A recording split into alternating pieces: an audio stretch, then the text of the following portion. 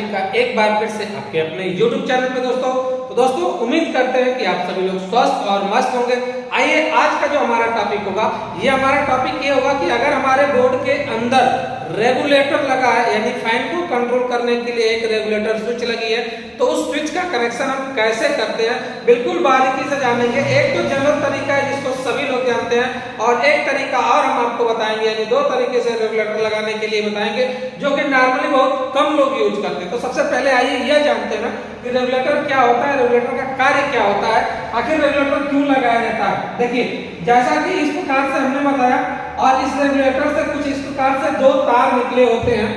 Regulator से दो तार निकले होते हैं, यानी रेगुलेटर भी एक प्रकार की क्या है दोस्तों, स्विच है। स्विच का मतलब एक से इन करिए और दूसरे से क्या कर लीजिए, आउट कर लीजिए। एक से इन और एक से आउट, यानी एक से इन करने की बात है, दूसरे से आउट करने की बात है।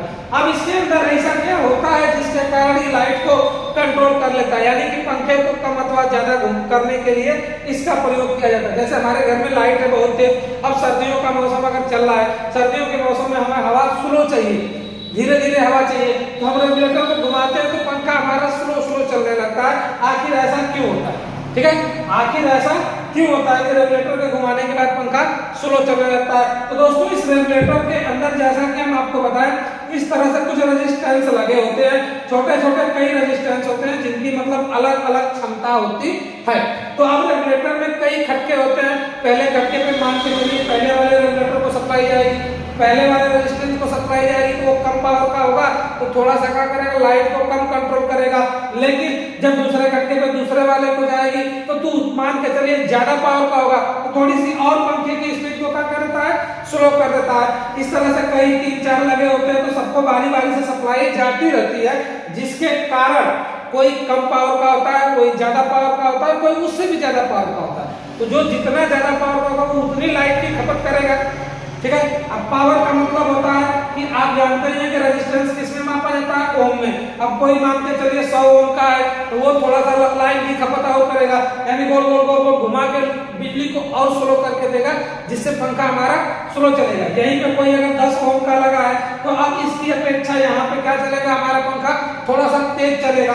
अब यहीं पे कोई 5 ओम का लगा है, ठीक है, इस तरह से कोई 5 ओम का लगा है, तो अब इसकी अपेक्षा 100 वाले की अपेक्षा इस पे पंखा हमारा क्या चलता है, तेज चलता है। तो इसीलिए रेगुलेटर से हम क्या करते हैं, इसका कंट्रोल जब करते हैं तो पंखा कम अथवा ज्यादा कंट्रोल होता रहता है। तो दोस्तों यही होता है, रेजिस्टेंस के कारण ही उसमें होता है, और कुछ उसके अंदर ऐसा नहीं होता है कि जिसके कारण वो क्या करती है, स्विच पंखे को सप्लाई को कंट्रोल करती है, यानी कि लाइन को कम अथवा ज्यादा करती है। तो उसके अंदर एक रेजिस्टेंस लगे होते हैं इस तरह से, ठीक है, जिस रेजिस्टेंस पे सप्लाई जाती है उसके हिसाब से वो क्या करता है, स्पीड को कम अथवा ज्यादा करता है। अब बात आती है कि इसका कनेक्शन बोर्ड में कैसे किया जाए। तो सबसे पहले जनरली बोर्ड का कनेक्शन करने के लिए हम जान लेते हैं दोस्तों कि जनरल में इसका कनेक्शन कैसे करते हैं। एकदम इजीली भाषा बता रहा हूँ, एकदम। सबसे पहले हमने एक बल्ब लिया और ये हो गया हमारा पंखा। पंखे को हमें चलाना है दोस्तों। इस पंखे से हमारे 2 तार निकले हैं। अच्छा, इसके बाद से हमारा बोर्ड जो है, इस बोर्ड के अंदर मान लीजिए कि क्या लगा है, एक इंडिकेटर लगा है। ये रही हमारी एक स्विच जो बल्ब चलाने का काम करेगी। दूसरी स्विच हम बना लेते हैं अपना पंखा चलाने के लिए, और इसी स्विच के बगल में जस्ट हम लगा लिए अपना एक रेगुलेटर। तो इस प्रकार से ये हमारा रेगुलेटर हो गया। अब यही बगल में एक स्विच हम और लगा लेते हैं दोस्तों, जो कि अपनी 5 पिन सॉकेट को कंट्रोल करने का काम करेंगे, और एक हमारी 5 पिन सॉकेट होगी। इस तरह से कुछ जनरली बोर्ड आप अपने घर में बनाते हैं, ठीक है। अब ये हमारा नॉर्मली एक बोर्ड बन गया। इस बोर्ड के अंदर एक बल्ब, एक पंखा और एक क्या है, 5 पिन सॉकेट लगी हुई है, ठीक। अब बात ये करते हैं कि अगर इस बोर्ड के अंदर उपकरणों की संख्या देखा जाए तो उपकरण वो होते हैं जिन्हें न्यूट्रल फेस डायरेक्ट दिया जाता है। अगर ये चीजें आपको नहीं पता है कि उपकरण क्या होते हैं, कैसे होते हैं, तो ये इस चीज की भी वीडियो हमारे चैनल पे पड़ी होगी, और उस वीडियो का भी लिंक इसी वीडियो के डिस्क्रिप्शन में मिल जाएगा, तो वहां से आप पूरा देख सकते हैं। बिल्कुल बारीकी से बताया गया है कि कैसे हम पहचानते हैं। तो आइए जानते हैं सबसे पहले कि 1 2 3 4 उपकरण लगे हैं। इन चारों उपकरणों को न्यूट्रल फेस दोनों मिलेगा तो कार्य करेंगे। जैसा कि हमने माना ये हमारा खंभा है यानी कि पोल है, ठीक है, और इस पोल से मान के चलिए हमारे घर में दो तार आते हैं, एक को हम न्यूट्रल के नाम से जानते हैं और दूसरे वायर को हम फेज के नाम से जानते हैं। इस प्रकार से ये दो तार आते हैं। हमने कहा कि न्यूट्रल का वायर सबसे पहले हर एक उपकरण के एक एक पॉइंट में जोड़ दिया जाता है। तो पहले वाले में पहले में एक पॉइंट, दूसरे वाले के एक पॉइंट में, तीसरे वाले को भी हमने उपकरण को न्यूट्रल दे दिया और यहीं से 5 पिन सॉकेट को भी न्यूट्रल दे दिया। जितने भी उपकरण थे सभी को न्यूट्रल मिल गया। अब बात करते हैं फेज की कि फेज कैसे चलेगा और कैसे काम करेगा। अब बात यह है कि फेज के वायर को सभी स्विचों के निचले पॉइंट में, स्विच से पहले इंडिकेटर है तो इंडिकेटर में हमने दिया और इंडिकेटर के बाद जितनी भी स्विच हमको दिख रही है सभी स्विचों के निचले पॉइंट में केवल स्विच में दिए, रेगुलेटर में हमने नहीं दिया। और एक स्विच हमको यहाँ दिख रही है तो दूसरी वाली स्विच, उस स्विच को भी क्या दे दिया हमने, सप्लाई दे दी। सभी स्विचों के निचले पॉइंट में फेज की सप्लाई दे दी। अब बात करते हैं कि उपकरण का बचा हुआ एक एक पॉइंट है और रेगुलेटर है। उपकरण का बचा हुआ एक एक पॉइंट और स्विचों का बचा हुआ एक एक पॉइंट क्या करना है, आपस में जोड़ देना है। ये भी स्विच है। अब आपस में जोड़ने के लिए मान के चलिए कि स्विच से हम इस वाले बल्ब को जलाना चाहते हैं, इस वाले जो बल्ब को जोड़ दिया।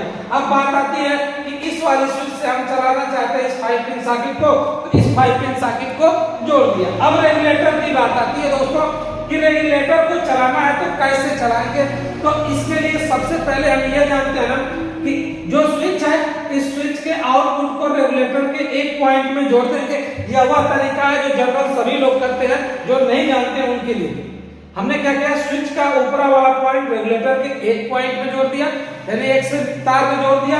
रेगुलेटर से दूसरे तार से आउट करा के हम क्या करेंगे, पंखे वाले में यानी कि यहाँ पे क्या करेंगे, ले आके जोड़ देंगे, पंखे के तार में जोड़ देंगे। इस प्रकार से हमारा ये रेगुलेटर का पहला तरीका मान के चलिए, फर्स्ट तरीका क्लियर होता है। क्या किया, स्विच के आउटपुट से नीचे दे दिया रेगुलेटर के एक तार में, रेगुलेटर से आउट करा के इसको दिया। जैसा ही अगर हम स्विच को ऑन करेंगे, ठीक है, स्विच को ऑन करेंगे तब जाके ये रेगुलेटर अपना काम करेगा।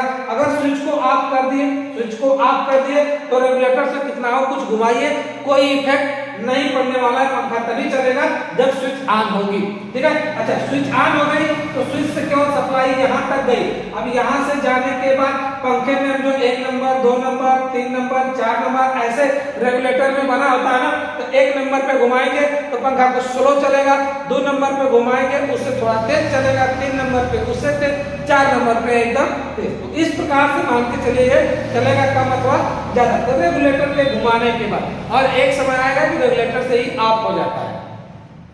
ये हो गया इसका पहला तरीका। अब इसमें क्या होता है दोस्तों, बस ना ये जो पंखे का तार आया होता है और रेगुलेटर से 2 तार निकले होते हैं तो आपस में जोड़ के टेप मारना पड़ता है। आपस में जोड़ के क्या मारना पड़ता है, टेप मारना पड़ता है। और हम यह चाहते हैं कि हमें इसमें टेप नहीं मारना चाहिए पड़े। जो ये तार जाता है ना रेगुलेटर से, मान के चलिए इतना बड़ा तार इस तरह से निकला होता है, ठीक है। अब यह रेगुलेटर का तार क्या हुआ और एक रेगुलेटर से इतना बड़ा तार ये निकला होता है, तो ये वाला तार तो मान के चलिए स्विच में जुड़ जाता है, लेकिन रेगुलेटर से दूसरा वाला जो तार निकला होता है वो बीच में कहीं पंखे से जो तार होता है उसमें बांधना पड़ता है, ठीक है। तो हम यह चाहते हैं कि उसमें बांधना नहीं पड़े, यानी कि उसमें जोड़ना नहीं पड़े। तो इसके लिए हम अपना जो दूसरा तरीका बताते हैं दोस्तों वो बिल्कुल सुटेबल होगा। तो आइए देखते हैं, सब कुछ हमारा यही होगा क्योंकि वायरिंग का कनेक्शन हमारा नहीं चेंज होने वाला है, बस इसमें कनेक्शन थोड़ा सा जो चेंज होगा दोस्तों उसी को बता देते हैं, ठीक। बाकी तो वायरिंग करने का तरीका यही होता है। और इस प्रकार से हमने इसको लगाया और मिटा लेते हैं। केवल देखिए हमने 2 चीजों को मिटाया, एक हमने स्विच को मिटाया और दूसरा रेगुलेटर को मिटाया। एक स्विच और रेगुलेटर हम आपको दिखाते हैं कि हमने इतना मिटाया था ना, जो बना लिया। ये तो न्यूट्रल का जो वायर था ये सॉकेट के लिए जा रहा है, ये तो जाएगा ही जाएगा, सब कुछ बिल्कुल वैसा ही। देखिए क्या है, सबसे पहले हमने फेज से ही मतलब है, तो देखिए यहाँ से न्यूट्रल आया, बल्ब को गया, बल्ब से न्यूट्रल गया इधर, और यहाँ से 5 पिन सॉकेट को यानी इंडिकेटर को, बल्ब को, सबको न्यूट्रल मिला। फेज आया इंडिकेटर तक। अब यही फेज ले जाके हमने क्या किया, सीधे सीधे दे दिया स्विच के निचले पॉइंट में, यानी एक स्विच को दे दिया, यानी कि कहाँ दे दिया, बल्ब को चलने लगा। अभी इधर की स्विच बाकी है, अब इधर की स्विच बाकी है, तो लो एक तार हमने जाके इस वाले स्विच को भी हमने डायरेक्ट दे दिया, इधर की स्विच का भी काम हो गया। अब बाकी की ये जो स्विचें बचती हैं इनको कैसे किया जाए, देखिए जो अब हमें बीच में तार नहीं जोड़ना है ना, रेगुलेटर से 2 तार निकला होता है, जैसे कि एक तार ये निकलेगा और दूसरा तार ये निकलेगा, 2 तार इस तरह से रेगुलेटर से निकले होते हैं। अब इन दोनों तारों के बीच में हमें जोड़कर टेप नहीं मारना है, तो उसके लिए हम क्या करेंगे कि जो रेगुलेटर का एक तार होगा ना, यह देखिए ध्यान से, ये जो स्विच, एक स्विच और लगी होगी जहां फेस डायरेक्ट हमें मिलता होगा, बस थोड़ी सी बात समझनी है, एक स्विच लगी होगी जहां फेस डायरेक्ट मिलता है ना, इसी वाले फेस के डायरेक्ट वाले पॉइंट में रेगुलेटर का एक तार जोड़ दें, यानी नीचे से यहां से फेस सीधे जाएगा कहां, रेगुलेटर के एक पॉइंट में जाएगा। अब रेगुलेटर से फेस आउट होगा, अगर रेगुलेटर से फेस आउट होगा तो रेगुलेटर का जो दूसरा तार निकला है वो अगली वाली स्विच के निचले पॉइंट में जोड़ देंगे, रेगुलेटर से जो दूसरा तार निकला है वो अगली स्विच के किस में जोड़ देंगे, निचले वाले पॉइंट। अब बात करते हैं कि पंखे का जो तार आ रहा है वो सीधे सीधे ऊपरी वाली स्विच के एक पॉइंट में जोड़ देंगे। क्या किया हमने कि रेगुलेटर का जो एक तार था, एक स्विच जो अलग वाली थी उस स्विच के नीचे जोड़ दिया, यानी कि फेस की सप्लाई डायरेक्ट यहां से होते हुए यहां से यहां जाने लगी, ठीक है, बिल्कुल डायरेक्ट, जो कि यही सप्लाई इस वाली स्विच को, इस स्विच से कंट्रोल होकर नहीं जा रही है, डायरेक्ट जा रही है। अब रेगुलेटर में गई, अब रेगुलेटर का आउटपुट चला गया एक स्विच में और स्विच का आउटपुट हमने पंखे को जोड़ दिया। इस कंडीशन में दोस्तों आपको यहाँ पे जो अब तक टेप मारा जा रहा था वो टेप मारने की जरूरत नहीं होगी, और हम यही प्रयास करते हैं कि बोर्ड में जगह जगह हमें कहीं टेप न मारना पड़े, ज्यादा से ज्यादा पॉइंटों को हम जो ज्वाइंट होता है ना वहीं पे जोड़ने का प्रयास करते हैं, यानी जो थिब्बल होते हैं वहीं खोल के जोड़ने का प्रयास करते हैं। तो इस प्रकार से इसका कनेक्शन करते हैं दोस्तों, ठीक है। ये हमारा रेगुलेटर का दूसरा तरीका, यानी हम 2 तरीके से आसानी से लगा सकते हैं, यहाँ से भी रेगुलेटर को ऑन करेंगे और स्विच को ऑन करेंगे तब जाके पंखा चलेगा, इसके पहले भी स्विच को ऑन करते थे, रेगुलेटर को ऑन करते थे तब भी पंखा चलता था। अब बात यह है कि जब रेगुलेटर से हम स्पीड को कम अथवा ज्यादा करेंगे तो पंखा हमारा कम अथवा ज्यादा चलेगा, जब रेगुलेटर से स्पीड को फुल कर देंगे तो पंखा फुल स्पीड पे चलेगा। ठीक उसी प्रकार से पंखा कार्य करेगा जैसे कि नॉर्मली वाले में करता है, जिसमें हमने टेप मारा था उसमें जैसे कार्य कर रहा था, ठीक उसी प्रकार से इसमें भी कार्य करेगा। तो दोस्तों वीडियो को अंत तक देखने के लिए आप सभी का बहुत बहुत धन्यवाद। अगर आप चैनल पे नए आए हैं तो चैनल को लाइक करें, सब्सक्राइब करें और प्लीज बेल आइकन का भी बटन दबाएं ताकि जब भी हम नई वीडियो भेजें वो आप तक पहुंच सके। और दोस्तों वीडियो को शेयर करना ना भूलें, क्योंकि आपके एक शेयर से आपका कुछ नहीं जाएगा लेकिन हमारा तो हेल्प हो जाएगा दोस्तों, और उन लोगों की भी हेल्प होगी दोस्तों जिनको इसकी जरूरत है। तो प्लीज वीडियो को जरूर शेयर करें। अब मिलते हैं अगली वीडियो में, तब तक के लिए जय हिंद दोस्तों।